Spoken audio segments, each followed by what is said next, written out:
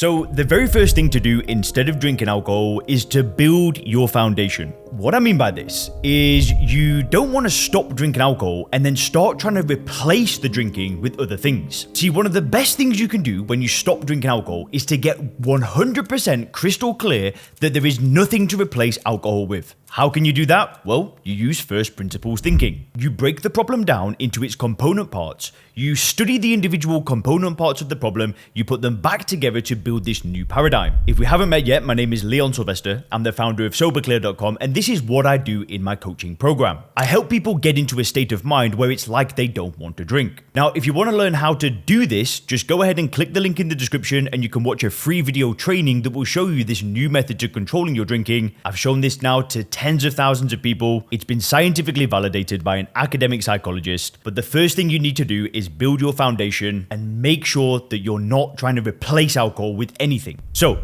number 2. The next thing you can do is, let's say you've made a decision to stop drinking. Let's say you've made it yesterday or over the past few weeks. The reason why you've stopped drinking is probably because alcohol caused some level of pain in your life. At least that's why I stopped so many times. I'd get a really bad hangover, I'd get into a fight, I'd get into an argument. Pain would accumulate until I was like, I've had enough. The problem with this approach and just using willpower and fighting cravings and just using pain as fuel is one day the pain goes away. So instead of just using pain as fuel, which is fine, I'm not saying that's a bad thing, we also want to have something to go towards. So one of the best things you can do when you stop drinking alcohol is design a vision. So a specific exercise you can do here is design a 3-year vision. And you literally just want to get a pen and paper, maybe an A4 sheet, maybe 2 A4s, and just write down, how does life look if it was perfect in every way 3 years from now? Try not to think with limits, right? Try not to think, well, actually, maybe I couldn't get this goal or achieve this thing. Just write as fast as you can and try and write without limits. Because when you do this, that's when you'll find out what you really want. Don't let that little voice in your head say, well, I can't do this, I can't do that. Just write. A great book on this topic is Goals by Brian Tracy. This is an awesome book and it will give you some frameworks to follow. He'll kind of talk more about the specifics and granular detail of goal setting itself, but goals start with a vision. So I'm saying write the vision down, and if you want to get a bit more granular, definitely go and check that book out.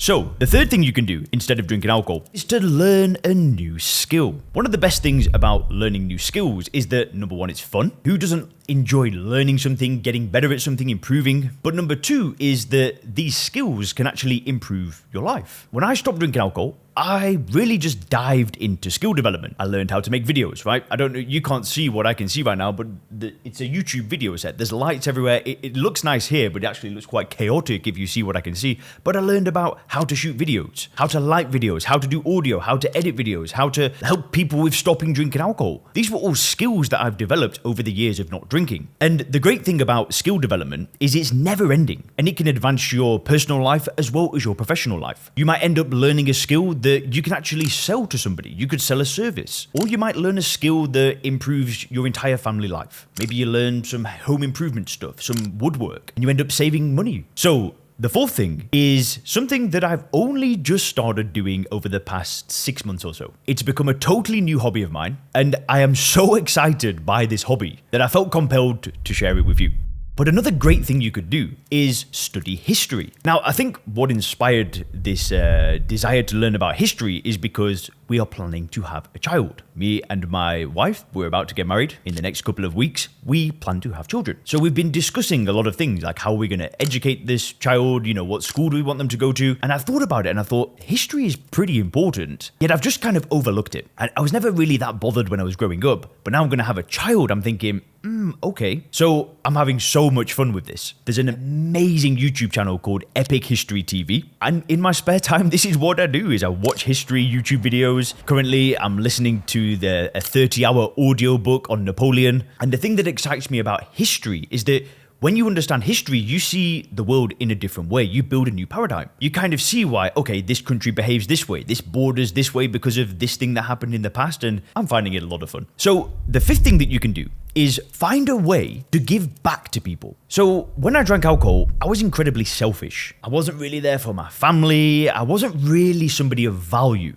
I didn't wake up in the morning and think, how can I make the world a better place? I just would go kind of do my job and exist. The way that I gave back was actually with my business, with this YouTube channel. I started creating helpful content. I started being somebody of value, somebody that would sit and work to help other people, rather than somebody that was just thinking about his drinking all day. I became somebody new. But you don't need to start a YouTube channel to give back. Maybe for you, it's about giving back to your local community, maybe a bit of volunteering. Maybe for you, it happens at your local church. Maybe you end up supporting your family in a different way and giving back to the people that you love. Maybe you start coaching a local soccer team or a local football team. I cannot believe I just called football soccer. I'm English. I speak to a lot of American people, and if I say football, they think of American football. If any of my English friends heard me say soccer, oh my gosh, I'm going to get bullied. But, that's a really good example. Going and helping at your child's sports teams, what an awesome thing to do.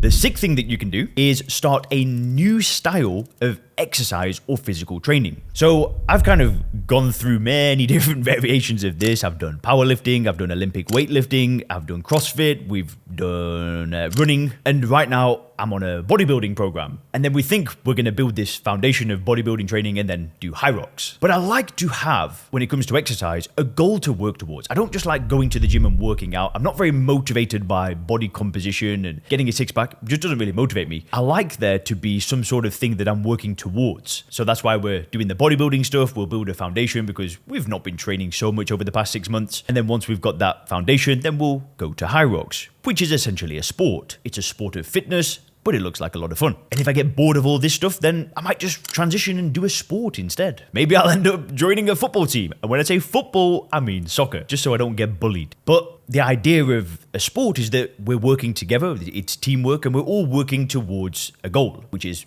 winning the sport. Personally, I much prefer that rather than just working out for the sake of working out. But anyway, adding some structure into your training and trying to achieve something with your exercise and training could be fun. Maybe for you, body composition is motivating enough. For me, I much prefer something to be a little bit more competitive in. So, number 7. This is going to be interesting to a lot of people. A lot of people who I've worked with have been interested in this. But the 7th thing that you could do is start a side hustle. For you, that might mean that you've had this business idea that you've wanted to work on for your whole life. And now you're not drinking. You're going to have the clarity, the energy. You're going to have the motivation, the self-confidence. You're going to get a lot of good things that happen when you stop drinking. But these things can be used in some sort of business venture. Maybe for you, you've always wanted to develop a supplement and you've had this idea for your whole life and you actually want to go and get it out there. I've worked with people who want to write books. You'd be surprised how many people actually have a book in them and they really want to get it out there, but they drink and then nothing ends up happening. Others, maybe they do what I said about developing a skill and then they start some local service-based business. This is something my wife once did. She learned how to do this eyelash lifting where they put this chemical in the eyes, and I don't understand it, lady thing. But they have this chemical where you don't need to put mascara on, and she went and learned this skill and then she did a little local service-based business. And who knows? My side hustle was YouTube, and then it ended up becoming my career and my business and now a company. So maybe for you, that thing that you've always wanted to do, stopping drinking alcohol, could be something that leads you down that path. So number 8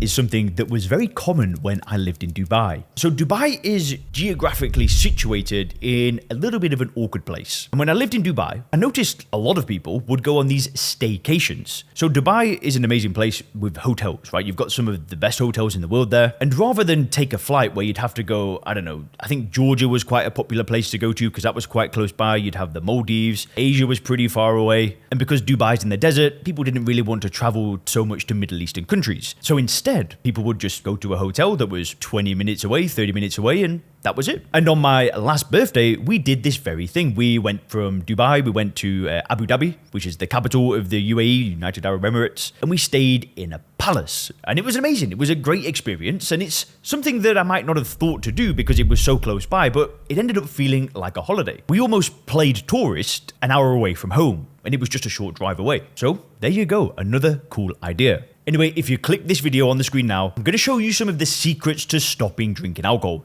Definitely click this one next.